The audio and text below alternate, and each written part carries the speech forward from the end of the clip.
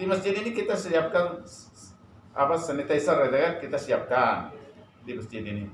Kemudian kita sudah ceramah ya dari Profesor Dr. Yono ya mengenai corona, dan kita membuat selebaran. Kita sudah pasang spanduk. Nanti kita akan buat banner kecil untuk mengingatkan jemaah ya kan, untuk waspada terhadap penyakit ini ya, mengingatkan jemaah. Tapi kita tidak akan melarang untuk sholat, tapi untuk pengajian kumpul-kumpul itu sementara kita tunda dulu, kita tutup dulu.